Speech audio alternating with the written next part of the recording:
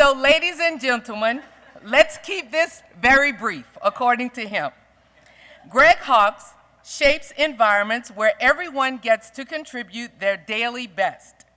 His leadership portfolio is packed with love and service, while his energy and optimism are contagious.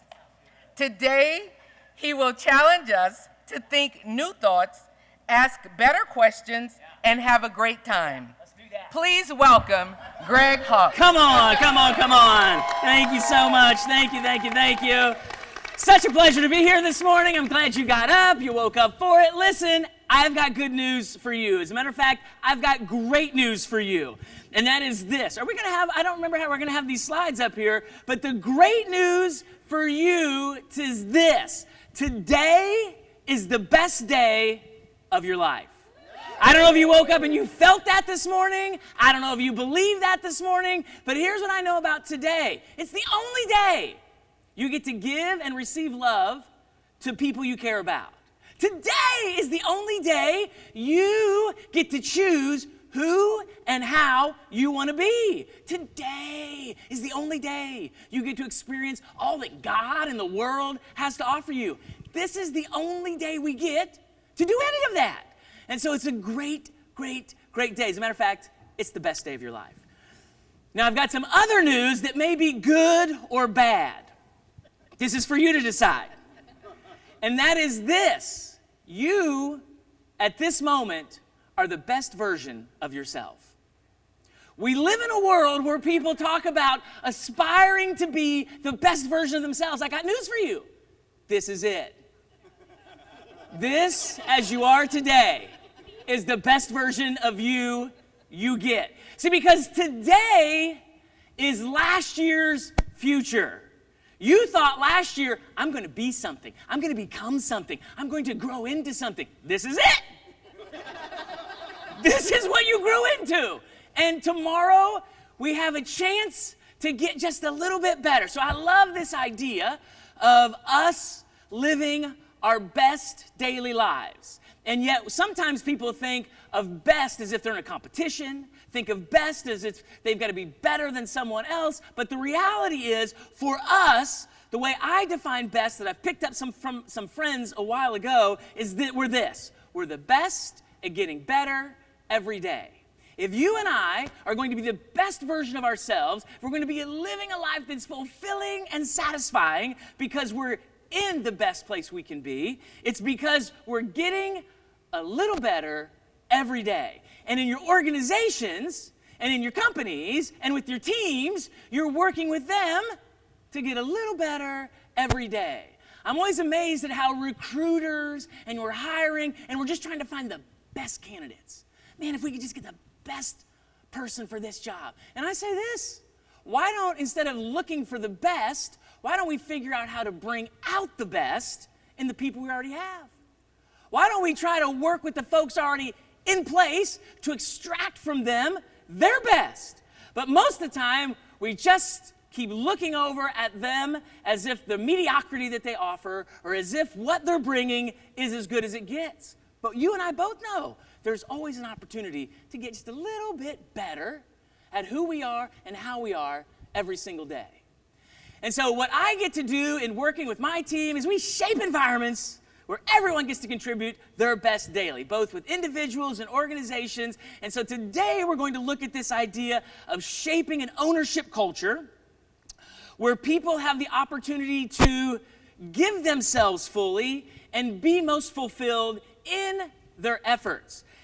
And the way we do that, you guys have seen, the Gallup stuff that comes out every couple of years, whether it's remote work, whether it's in office, that basically 30% of people are engaged, which in my language is owners, 50% of people are disengaged, which in my language is renters, and then 20% of people are actively disengaged, which in my language is vandals. They are bringing division to the organization. So owners, listen, if renters and disengaged are 50%, they get a really bad rap because it's every other person in the workforce. Statistically speaking, every other person in this room is disengaged at work. It's 1 out of 2. And so renters aren't bad folks. They just aren't bringing their hearts and heads anymore. They're bringing their hands, they show up on time, they do a good job, they do the work that they need to do, but they're just not as passionate. They just don't care. They're just not as imaginative or creative as they once were because they've disconnected their hearts and minds. So owners bring their heart, head, and hands. Renters only bring their hands. Vandals bring division. And I always find it curious why people let vandals remain in an organization, and I've found that there are just a few reasons. One of them is they're income generators, revenue generators. People who are divisive but bring in lots of cash, they get to stick around. Another one is they've been there a really long time and it gets awkward. It's like they're gonna leave in a few years, let's just wait it out. That's another reason vandals exist in an organization. Third one is they're related to somebody who has a hefty title. They're related to somebody who gets to make big decisions, and so they remain in. And the fourth one is, ironically, that I hear frequently, is that they're the owners or the leaders of the organization. They are, because they started it, because it's theirs, they can act and treat people however they want, and they create division amongst the team, unfortunately. And so we're not going to spend any time on vandals today. We're going to look at this idea of owning or renting, because in most organizations, we use language like, we just need you to buy in. We just need people around here to own it. So come on. Hey, I forgot to mention that we have a virtual crowd with us today. And so there's a lot of you in this room. But also, if you guys would just look back this way for a second, there are thousands of people behind this camera right now. And so I just wanted to welcome you, the virtual crowd. We're so glad you're here with us. Everyone here is very excited about you being here. They get to be, they're all dressed up, you're in your pajamas, they're sitting up, you're laying in your bed, they're paying attention, you've got a TV show on while you're watching, so congratulations. So let's give our virtual audience one more big hand. So glad that they're here with us. Just don't want to ever forget the people behind the screens. So I've had the opportunity the last 20 years to own single-family properties. I live in Oklahoma City area, Edmond, Oklahoma. So I've bought and sold houses over the last couple decades, and I have found there's a difference between me as the owner and my tenants as the renters. So I'd like to do a quick disclaimer because we're going to talk in owner-renter language for a few minutes. And if you own your home, I'm happy for you. If you rent your home, I'm happy for you. If you live with your parents, I'm sad for them. But this is not a conversation about your domestic choices. So I need you to let go of whatever your current situation is, because I'm not talking about you in your home. I'm talking about you and I in a workplace environment carrying a spirit of ownership and contrasting it with renters. So disclaimer out of the way, there are 5 attributes of an owner that we're going to look at today. The first one is this: owners make a big commitment, renters make a small commitment. So when I bought my first house, 2001 in Edmond, Oklahoma.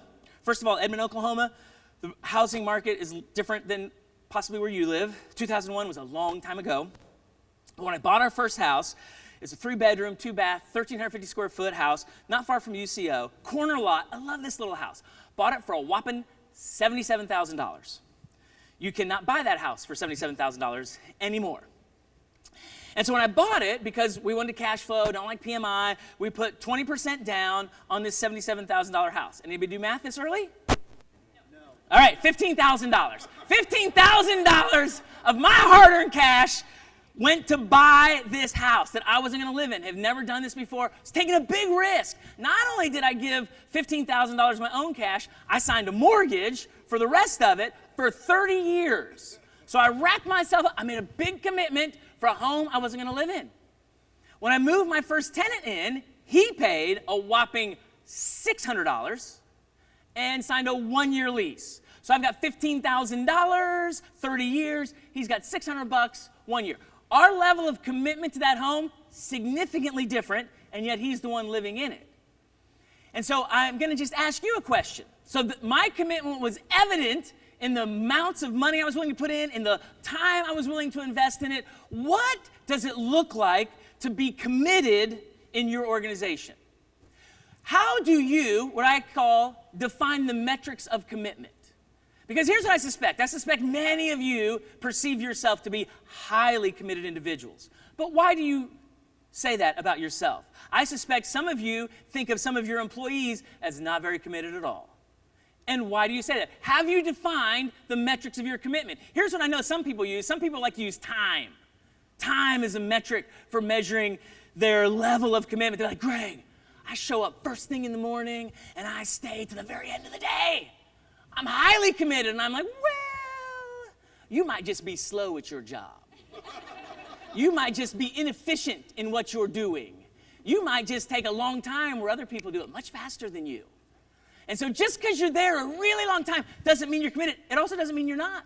You could be highly effective in every second of the day and working long hours. Or some people are like, I've worked there for 20 years, 30 years. And I'm like, again, just because you stick around a long time doesn't mean you're committed. Could mean you just have a high tolerance for pain. Could be you've just figured out how to dig in and just let everything change around you and you not make any adjustments at all. Or it could mean you're mentoring next-gen leaders. Could mean you're taking institutional knowledge and you're passing it on and you're a storyteller in the organization. Could be, but you just don't know because time is not an effective metric for our level of commitment. I would highly suggest, strongly recommend, you write down what are our metrics of commitment around here. What does someone look like who's committed in this place? Now, here's what I've found in any and every organization. There are two absolutes that really reflect commitment regardless of what you do, and they are contribution and accountability. I operate out of the philosophy that everyone starts out day one with the spirit of ownership, that people care, they come in, they want to contribute, they show up to Monday morning meetings, and they're like, oh my gosh, I was listening to a podcast this weekend, and you know what they said in that podcast? Listen, I was watching some YouTube videos, and I really have something really exciting to say. Oh my gosh, I was reading a book, and in this book, they had ideas. And has anybody here ever tried these ideas? And of course, everyone that's been there a while is like, oh my God, who's the new person? Like, bring it down, man. We're gonna crush your spirit too. Like, just relax. We're not trying to have all this good energy right now. We just need to get through. It's just our Monday morning meeting, man. That's all we're doing. We're just having a meeting. And they want to contribute. They want to offer until they get their little souls snuffed out enough times where they feel like, okay, fine. I'll keep all my good ideas to myself because you don't want to hear them.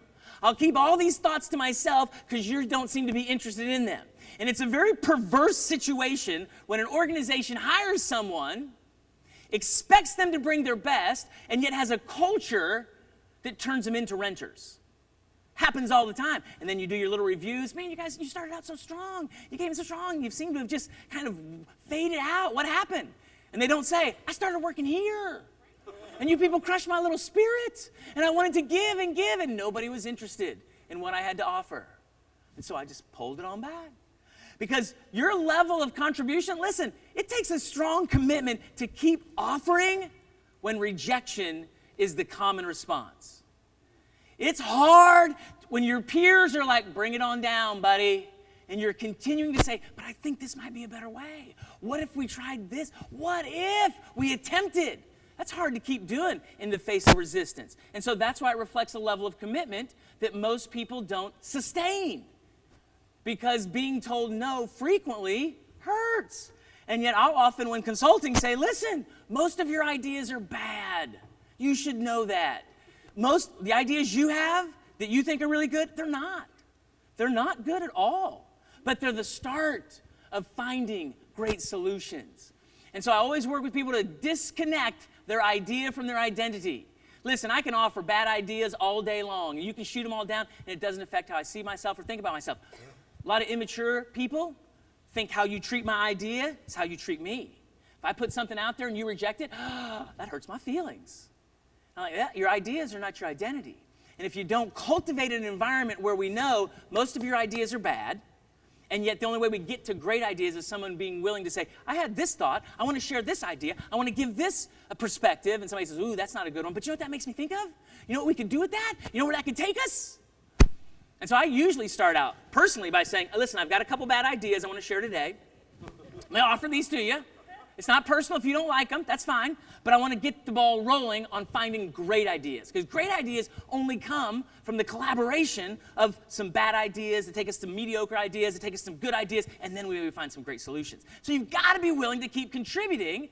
And if people aren't willing to do that, then we're missing out on the best that's inside of them. If we're cultivating a space and capturing an environment where we want to bring the best out of people, contribution has to be continually facilitated. And it reflects a level of commitment. Accountability is hard. It's hard for two reasons. One, because you and I have egos. And the idea of accountability starts with the fundamental thought, I have to acknowledge I need It's hard for me to even say it right here with you right now. I need help. Will you help me? There's an area in my life I need help with. And as a professional, it's really hard for us to say that. It's really hard for us to acknowledge we have areas of suckage in our life, but I got news for you. Listen, this is a motivational moment. Take it in for a moment. Let me just share with you. You suck.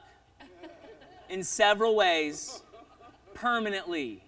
You will never get better in most of the areas of suckage you currently have. So just rest in that. Let's just take a moment. Let's pause.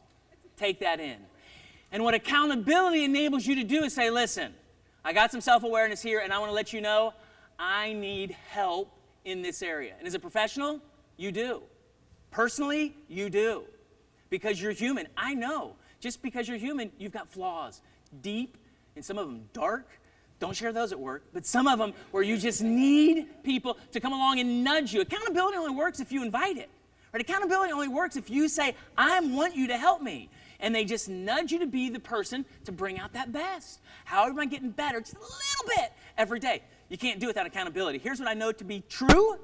You can't have sustained excellence without accountability. You and I, as human beings, will always drift back to mediocrity. It's just part of our nature. We'll do that individually. We'll do it organizationally. And if we don't have people reminding us, here's how you want to talk to your team. Here's how you want to respond to that situation. Here's how you want to be when you get a little angry and a little frustrated. Here's the kind of remember, this is what you asked me to hold you accountable for. The other side of accountability that's so hard is holding people accountable. If you've ever held someone accountable, it gets awkward really quick. Because in an organization, it's typically peer-to-peer, or at least it needs to be. And when you have to hold someone accountable, it has to have some teeth in it, has to have some bite in it. When somebody doesn't live up to what they said they would, there's got to be a consequence that you exact. Talk about awkward. It's very strange in a professional situation to say, hey, Steve, you showed up 10 minutes late. You want me to hold you accountable to be on time? 10 minutes late, what do we say, $10 a minute? Awesome. $100, my friend. $100. There's got to be some pain involved in not living up to it, or accountability lacks credibility. And so when you're in that situation, that's why it's such a reflection of commitment, because it says we're committed to our team, even above my own level of comfort, with you as my colleague, my peer as my friend, because we're committed to excellence. And we want excellence more than we want to pacify each other's areas of suckage. And so it's difficult. So considering your world, in what commitment looks like and in measuring it, it's really helpful for you to define that for you, for your teams, so everybody has a sense of what does it look like to be committed here besides just showing up early, staying late, working weekends, taking phone calls at midnight, and the basic idea of time-based commitment, which is really flawed in our current world. The second one is owners increase value, renters only maintain status quo. So I'm not a handyman. I don't buy fixer-uppers. I don't have any skills or abilities. My entire real estate investment strategy was buy nice houses, put nice people in them. That's my real estate strategy. And it worked pretty good, actually, in Edmond. So one time I had a tenant called me about an oven in a house, and the oven had stopped working. It was original. House was built in 83. This was a while ago, but it was over 30-some years old. So I was like, okay, I'll come look. He said, our oven is arcing. I'm like, well, I don't weld, but I'll come look at what you got going on. And so when it was an in-wall oven, stove. What am I saying, oven? Oven. Stove is the stove top. Oven is this. I don't cook a lot either, just so you know. So I go over, he pulls it down, and he turns it on, and like the burner has dissolved. So it literally is throwing a spark when he turns it on. And I was like, I got an idea. Don't turn it on. Let's not do that anymore. I'll get you a new one. While I'm there, the mom says, hey, Greg, 3 of our 4 burners on our stove. There you go. There's burners on stoves. they don't work. And I was like, what are you talking about? Now, this family is a Brady Bunch family. They've got 6 or 7 kids. Their oldest kids started having kids, populating the earth. And so, like, it was a house of zaniness. There was a lot going on in that home. Mom had the good fortune to stay at home. Dad was in the workforce. They had literally an extra large picnic table that I think they stole from a park, and that's how they did lunch, dinners. She was home. She worked the domestic engineering route hardcore.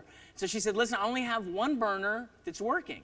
And have you ever worked with somebody and have had this thought, what is wrong with you?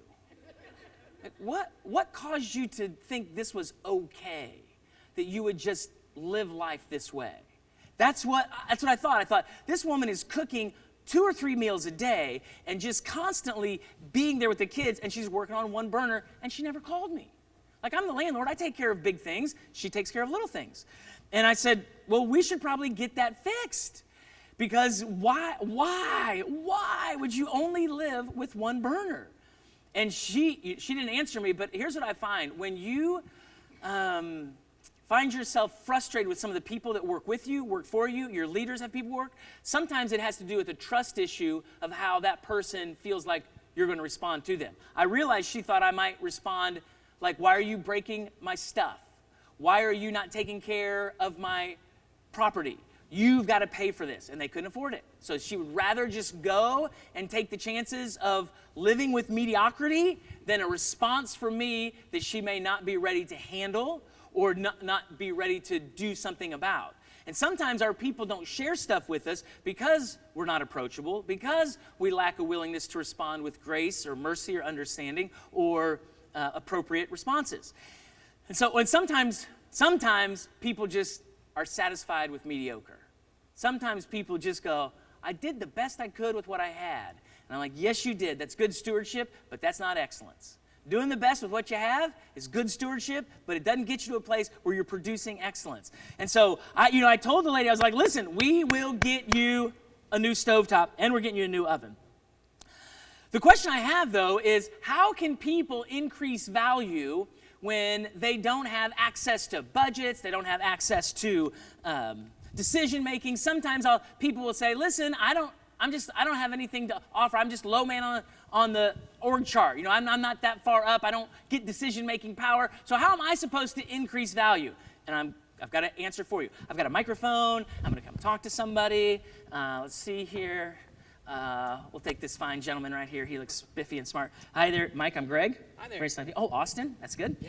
Mike, what do you get to do in life? I'm an HR director. Okay. At what kind of organization? What? An HR professional here? Really? Okay. And what kind of business? A ophthalmology practice. Ophthalmology practice. Yes. So is it like a franchise? Are there a bunch of folks? Is it business? Is it a small business? Big Got business? 10 doctors, 200 employees. 10 doctors, 200 employees. So let's say Mike and I work together, and I want to increase the value of me, and I want to increase the value of Mike. So here's what I do. Mike, you know one of the things that I love about working with you? First of all, we work with doctors, and we know their egos are just extraordinary. And their ideas of what should be expected and how they should be treated is just absurd oftentimes. And every time I see you interact with one of our doctors, you're very gracious, you remain calm, you're very respectful. And I'm thinking, you guys should just take those thoughts of yours and shove them somewhere. And you don't respond that way at all. You're very generous, you're very kind. And then with our 200 employees, some of them are absent-minded, some of them are ridiculous, some of them just don't seem to care. And again, the way you treat them with a level of respect and regard, you just exert a patience that is beyond my natural capacity, and I really love that about you, appreciate that about you, and I'm grateful we're on the same team together. So thank you very much. So you know what happens in Mike's mind when I say that to him? He thinks it's about time somebody frickin' noticed what I put up with around here. Because words, man, they matter. So here's what happens to him also. He says, I don't know what it is about that Greg, but I like when he's around. I don't know what that dude does, but man, when he's around, I like myself better. Because this is the beauty of using free words to invest in other people on our team. It has a reciprocal experience that is something supernatural. People like people who like them. I'm going to say that again for some of you that are taking notes. People like people who like them. I always have an advantage in a room like this because I start out liking you. I like you not based on you. I like you based on me. Most people start out every new relationship and interaction with the perspective of, I'm going to see what you're like. I'm going to decide if I like you, if I'm going to get along with you based on who you are. Well, I got news for you. Most people are different than you. And differences create distance. And yet if you start out saying, I like you, Mike. If you just use those words, I promise you, if you just use those words with people on your team, Mike, I just like you. It has an effect that people are like, I don't think I like you, but I might start liking you now because you like me? You like me? I like you too. That it's a very strange, honestly, you practice it. But when you start using words to speak to what's people's behaviors and attitudes and reactions and their responses and the way they're doing life, it causes them to be drawn to you. And it's not manipulative. You have to sincerely like them, but you can do it based on who you are, not based on who they are. And it's powerful. Another thing that happens when I say that to Mike is it has this ability to create a sense of willingness to become. Most people think encouragement is an external experience. And when we say good things to people, they're like, oh, I like when they say that, I'm going to do it more. But that's not how it works. How it works is when you speak to the potential in people, surely you've had this experience, when someone believed in you, said something to you that you were like, I'm not sure I even see myself that way, but I like identifying with the person they see. When we use free words to speak to people's potential, it creates an identity that they go, that's the person I'm leaning into. I'm inspired internally, it's not external. Motivation is an internal component of the human spirit. And so when we speak words like that, it makes a deposit. And what makes the difference is specificity. Because many of us in here are great at saying, good job, man, appreciate you, thank you so much. Do you work here? You're awesome. You've been the best. Are you kidding? And so we're attaboys all day long, and we feel good about it, but it's like a sugar hit. It only feels good for a moment, and then it dissipates, and it can even turn negative. But when you say specific words, it's what I call put hooks in the soul. Because the nature of our soul is the negative sticks and the positive slips. Some of you have had negative words said to you a decade ago, 2 decades ago, and they still are sticking in your soul. They still affect how you see yourself, how you interact with people, and that's unfortunate. But it's the nature of the soul. We all got the same condition. Yet positive words, they don't have that same stickiness to them. And so when you use specificity, it creates this hook and it remains. Mike will remember specifically about his exerting patience towards some of our colleagues and employees, or handling a doctor that was rude and disrespectful and he stayed calm and peaceful. When you say those specific things, man, it sticks with people and it makes a difference. It's much better to have one person once a week that you say something specifically to encourage than every day going in saying, thank you, appreciate you, you're the best, man, keep doing what you're doing, you're making a difference. All that stuff seems really nice, just has no potency to keep a person internally motivated to be who their potential says they can be, for them to become the best of themselves today, to bring out a little bit better just today. Free words have the ability to do that, and they're so available for you and I. Think about the ways that you do encourage and you do invest in people in your organizations. How are you currently, whether it's strategically, specifically, whether it's consistently, sporadically, how are you consciously, because it's what creates value. It has this reciprocal effect that you become more valuable when you're intentional about using free words to specifically encourage others, and they become more valuable because they live up to this potential. They lean into the possibilities of what their best looks like today because of the words that we offer them.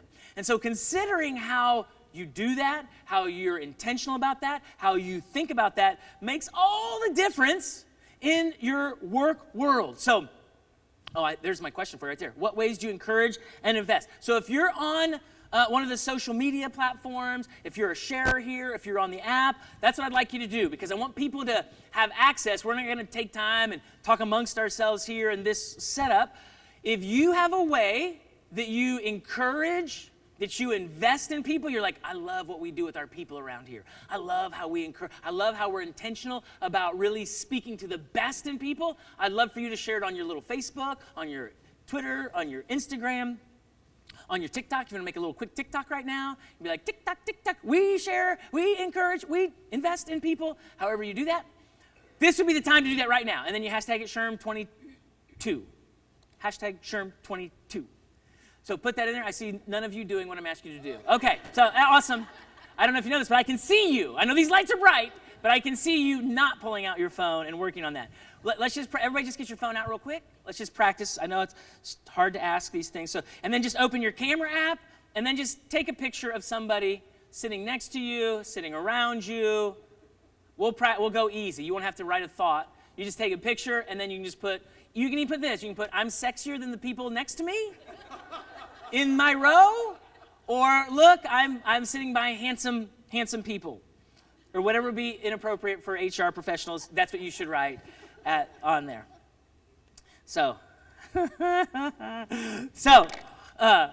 that, and we'll post some of those things on there and see how they play out. Now, this third characteristic of an owner is one how we often think of people being the kind of people we think when we think about people who are bought in, who own it. And so I had bought this house in 2005. So all of my houses, like I told you, they're nice houses in Edmond, Oklahoma, like great family homes or college student homes, bring college students in. So back in 2005, before that first crash in 2008, I was getting mail all the time. Greg, please borrow money from us. And so Capital One sent me a check that was $30,000 and said, listen, if you'll spend this $30,000, we'll charge you $2.99 for the first year and then $1.99 for the life of the loan. And I'm like, 2% money, it's practically free money. I'm going to go buy a house with this. So this house in 2005, I bought for a whopping $33,000. $30,000 of Capital One's money, $3,000 of mine. I thought that was a fair investment. And it's what they call a military home, built in 1950, about 800 square foot, 2-bed, 1 bath. And this was back in rehab flipping days. Just glorious time for the real estate business. I couldn't do any of it. I just had to buy the homes after they'd been rehabbed, flipped, and made pretty. So I was like, well, I'll buy this house and and have a go at it. Different clientele, different location, kind of Oklahoma City proper area. And so I put a mom and her young son in the home when I bought it, moved him in, and a couple weeks later, she calls me up and says, Greg, the plumbing seems to be working backwards. It doesn't seem to be going the direction it's supposed to go.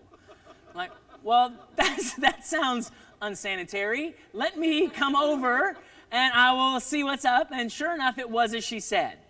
So I took her and her son and I put them in a hotel. So the world has just turned upside down. I'm paying for a tenant to live somewhere else. And I called my plumber, Bob. I said, Bob, we've got some issues here. The plumbing seems to not be working as it's supposed to. I don't think these pipes I didn't think they were 2 ways. I thought it was just a 1-way, but it seems to be going both ways now. So Bob comes out and he said, all right, we'll just dig a hole in the backyard and we'll just kind of auger, super snake through, and we'll clear it all out and we'll go on about our way. So I leave. Bob calls me like an hour later and he says, Greg, we have some bad news. I'm like, Bob, it's already kind of bad news what we got going on. He said, well, I got worse news. He said, we can't break through. It's compacted. And I'm like, that's disgusting.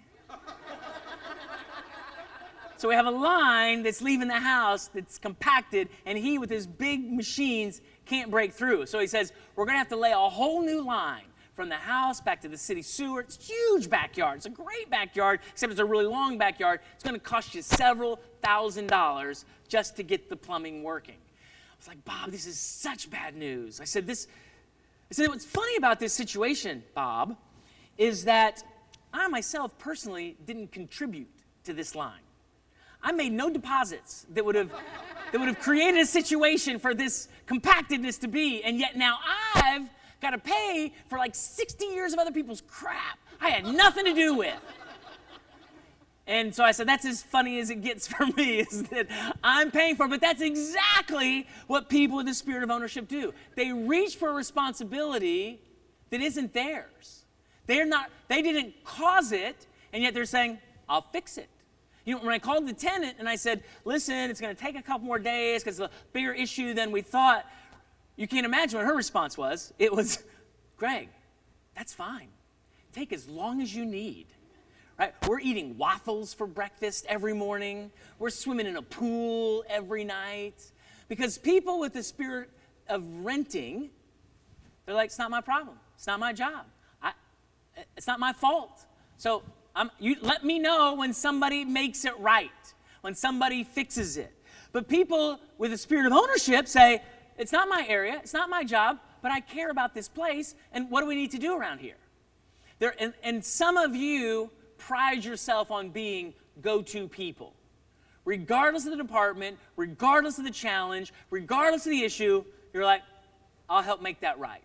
I'll gather people, I'll find some folks, and we'll do what we need to do to make this right because we care about the house. We care about this place, and we own it. Whether it's my department, whether it's my area, whether it's my problem. The challenge some of us have is when you know it's the person down the hall that keeps making all the messes. They keep causing all the problems, and you're tasked to fix it. That's where it becomes an issue. What I found with these folks, people with this element, they don't turn into renters. People that think and act like this. They sell the property, and they go somewhere else where people appreciate what they're bringing. And so what's really important for you to understand in your organizations, particularly in the world we live today, is what is the return on investment people want.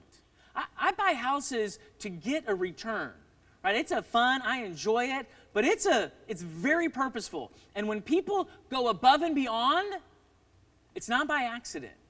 They want something or they get something from doing that. Some of them get the emotional sense of, I like being the person that comes through in the clutch. I like seeing myself that way. I like other people thinking of me that way. And that's the return they get. You should know that so that you're making sure other people are aware how they come through. Some people like the opportunity to work with other people. They want to be positioned for the next promotion. I'm going above and beyond because I want that spot. I want to get somewhere in life. I got a career plan. I'm looking. So you better be mindful of what that thing is that they're looking for. So if that's what they're looking for, you can keep positioning, investing in them, and getting them ready to continue to grow. Other people, they want a bonus, they want some financial, they want some money. You should know that then. And you should make that available. If they go above and beyond, continually, they carry that spirit that you want to model for other people. Understanding the return on investment, so essential. Because it's not the same for every person. Some people like getting stood up and saying, they were awesome. Other people are like, please don't embarrass me like that. Please don't stand me up in front of people. But if somebody comes by their office and says, hey, I saw you work this weekend. I noticed what you did. I really appreciate that. That's what they're looking for. Acknowledgement, but in a nice little private area where they don't get embarrassed about it or feel like they're being exposed. And other people are like, put my face somewhere. Like, put me in the elevators and show I was awesome this month, and I was amazing, and we should, make a song about me. I am so awesome. I am so amazing. You should do what I do. So you just have to know what that is, because these folks want to continue to live this way, and they need a return from it.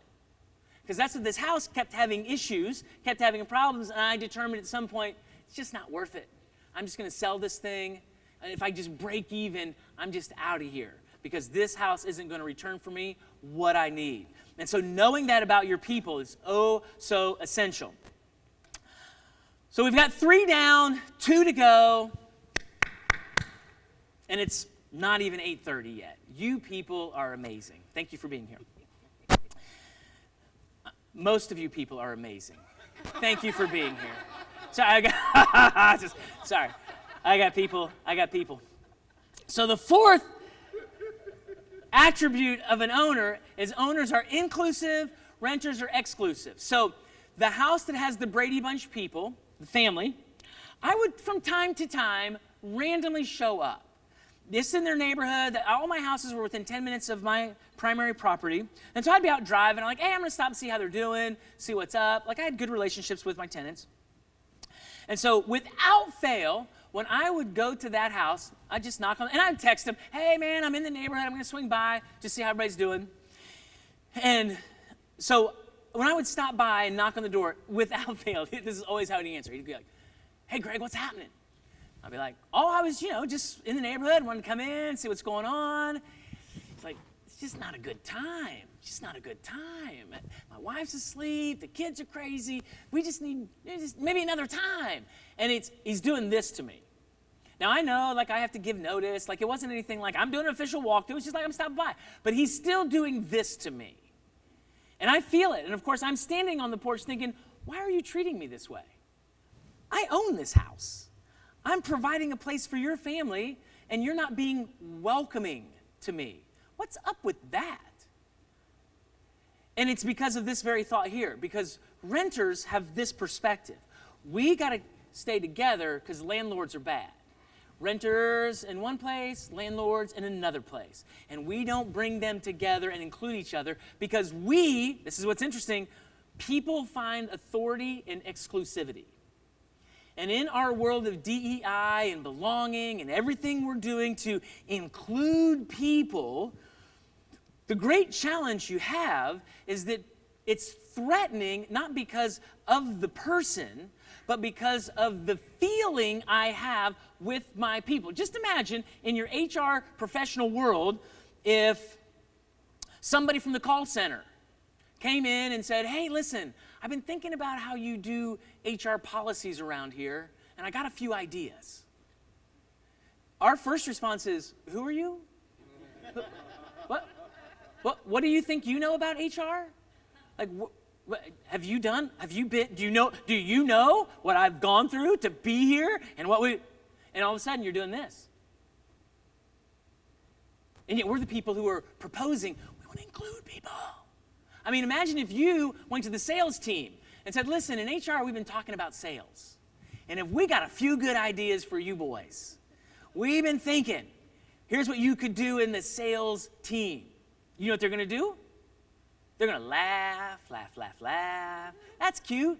What do you know about sales? What do you know about biz dev? What do you know? And all of a sudden it's this. Because people find their authority in their exclusivity. And the idea of someone who doesn't know your business coming in to offer their ideas about your business is threatening. You don't think of it that way. You don't go, oh, I'm scared of you. You don't. But the idea that someone could contribute a better thought that has nothing to do with your world and no experience in your world just doesn't seem right. And yet, that's what we're proposing with inclusion. How are we involving people and inviting their ideas when they have absolutely no idea what we do? And it's very off-putting. And so if you're in charge of the DEI movement and you're one of those who are proposing, we're working to include different perspectives, different generations, different ethnicities, all the differences that people have, how are we getting them all to the table to get their voices? You've got to recognize this threat of people not appreciating a perspective where they have no history of what we've gone through. And so what I have found, when we had this situation at the house with the stove and the oven, of course, I said to the mom, because I'm an owner, Mom, get on Lowe's, get on Best Buy, get on Hans website, find a stove oven combination you love.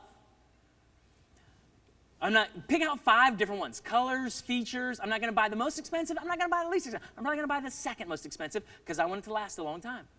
But I'm going to involve you in the decision making, not only because you're going to benefit from it, but I want you loving getting up and going into your kitchen every day.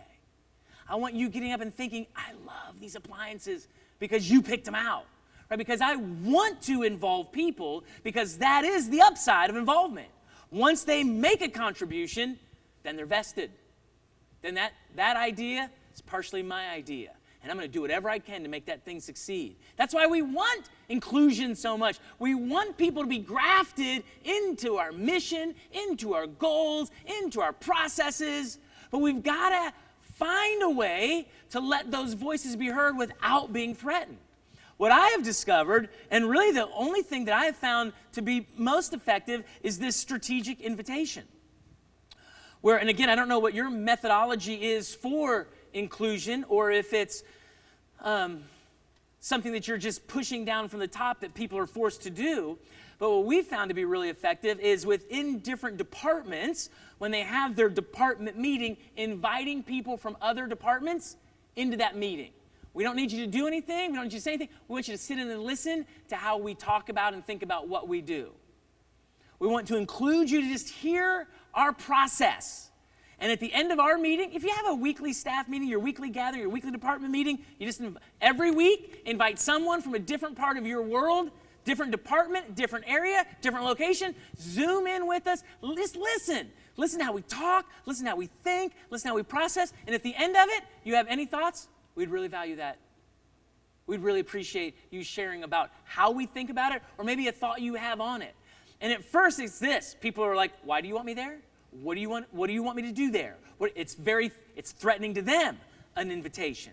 But once you start doing it on a weekly basis, it creates a culture where you're inviting people to be a part of things that they don't naturally offer their contribution to.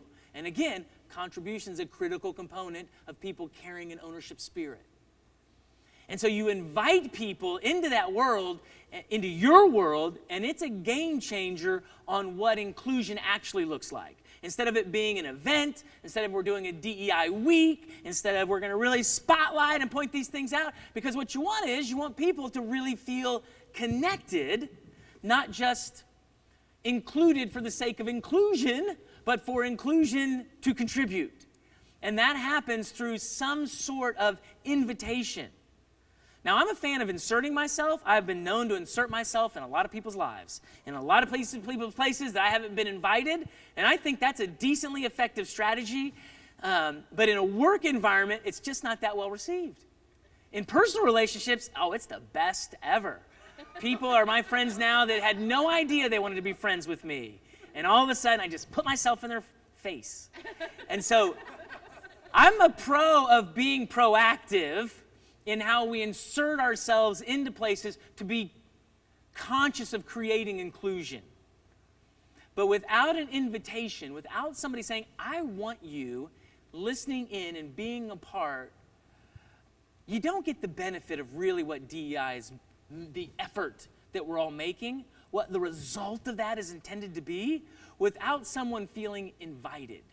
And that's the key to benefiting from the efforts that you're working towards and the energies you're applying to this critical aspect of the new world of work that we're in, of valuing all of the differences that people have for us that we want to benefit from and want them to benefit from.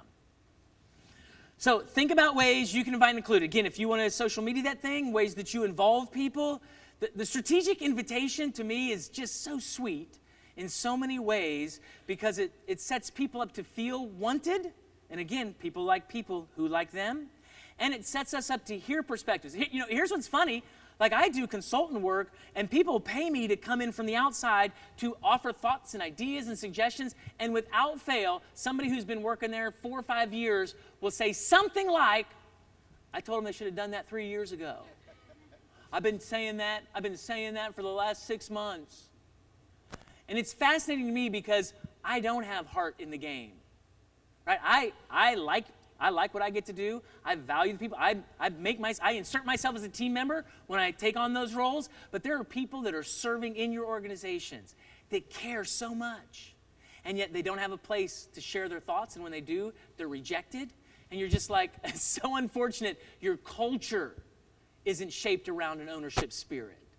And your culture isn't designed where people can offer and be heard and considered. But people value consultants like me that will come in, pay us good money to offer thoughts that other people already have right inside your organization that care so much more about you than I do. or any other consultant does. And yet we don't have a way to access that. We don't have a way to platform them and say, are we making sure that the people that already are here invested, that we're really extracting? We're letting them bring their best in the different areas that they want to contribute. That's on you to shape that space where that can happen. I don't mind coming in as well. But the idea is you got people who really care, that have ideas, but they've never been invited to offer them. And that's part of the inclusion benefit of being intentional about that strategic invitation. So, this last one that we'll look at here is owners see the whole house, renters see only the rooms.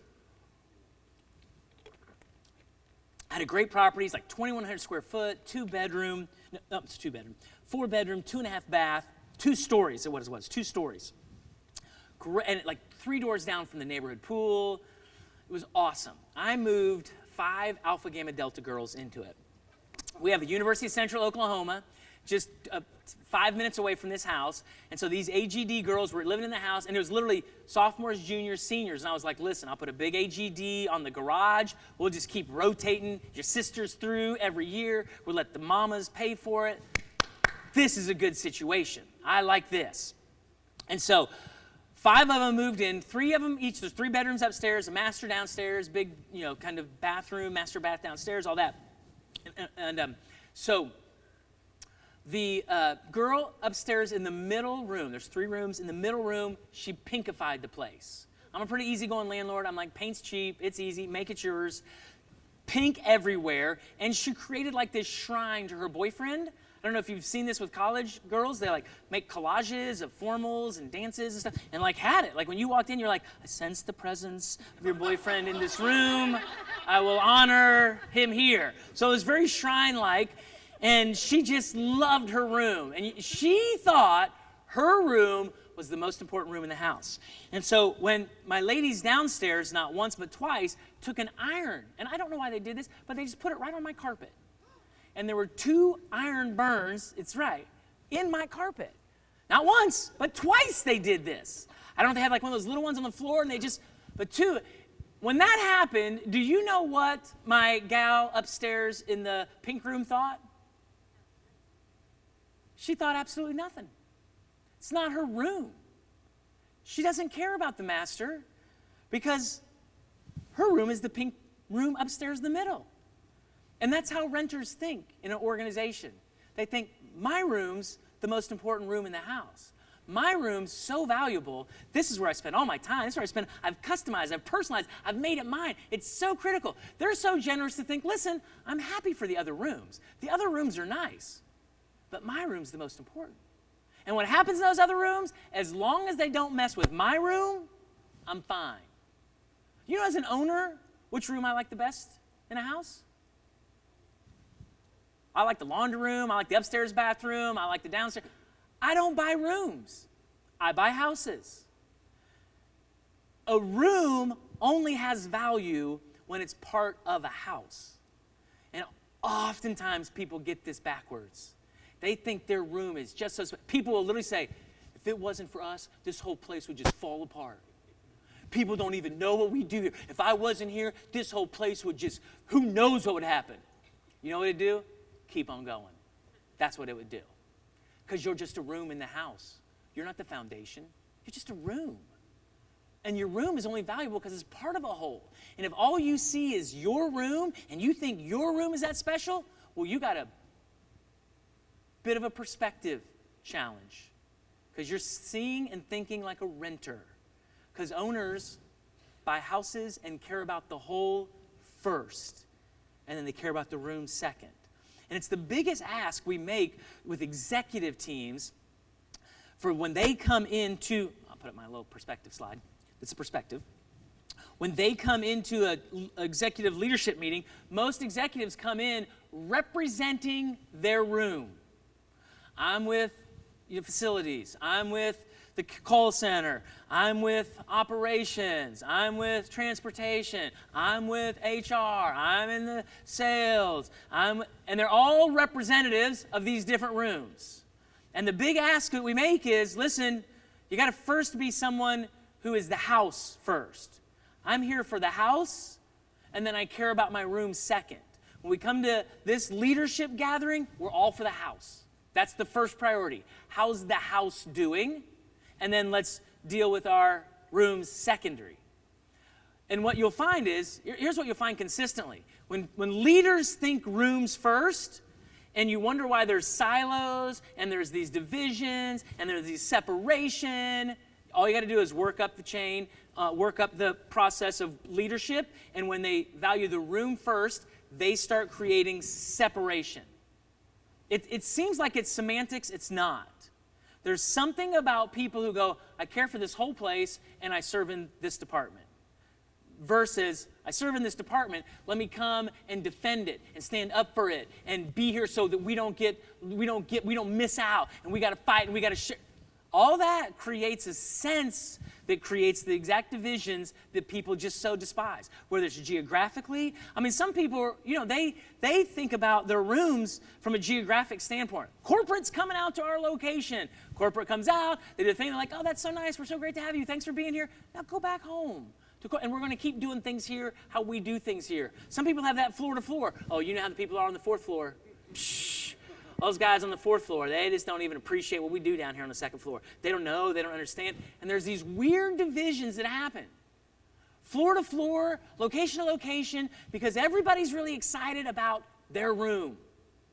And it creates these divisions and it creates these silos that people wish didn't exist, but it's because people don't have a heart for the whole first. They don't have a big picture mindset that says, I care about the house. I'm an owner of this house. I just happen to serve in this room right now. I care about the whole mission, and I'm excited about the part I play in it. Could be next year, next month, I play a different role.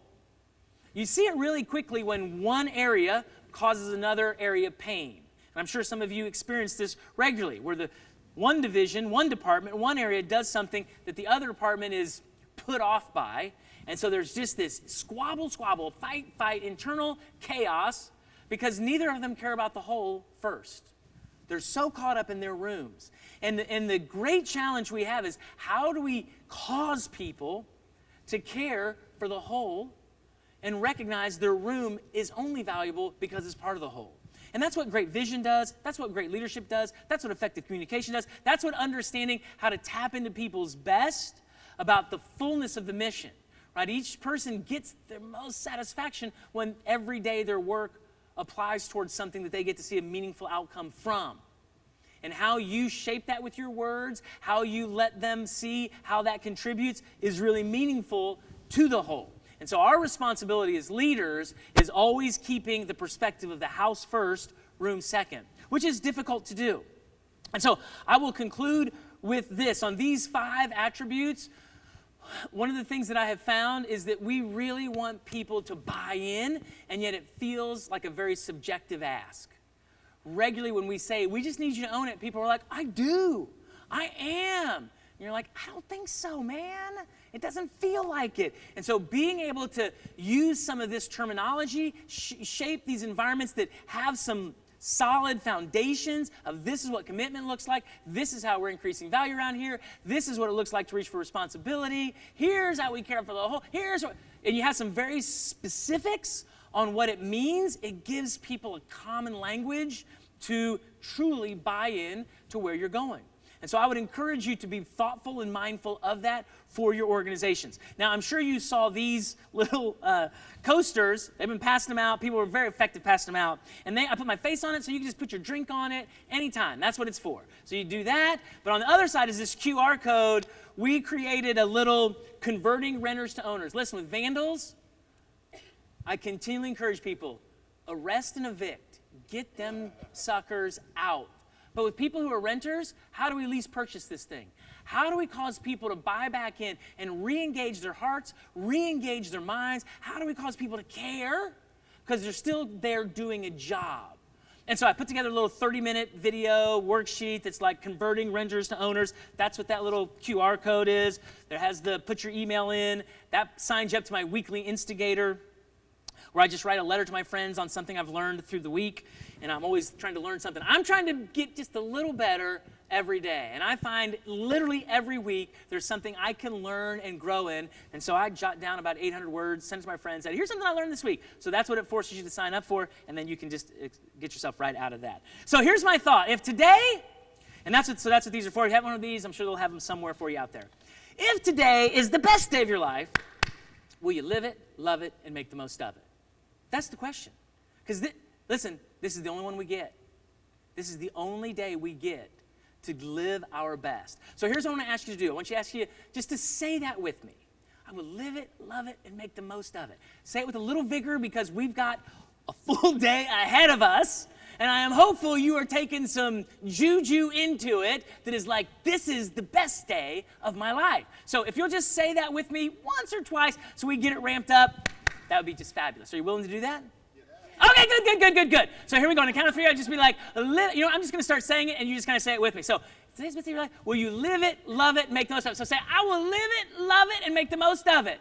I will live it, love it, and make the most of it. I will live it, love it, and make the most of it. I will live it, love it, make the most of it. I am so glad that you will do that. Thank you very much. It's been a pleasure to be here. Hope you guys have a fantastic session. Next. Thank you.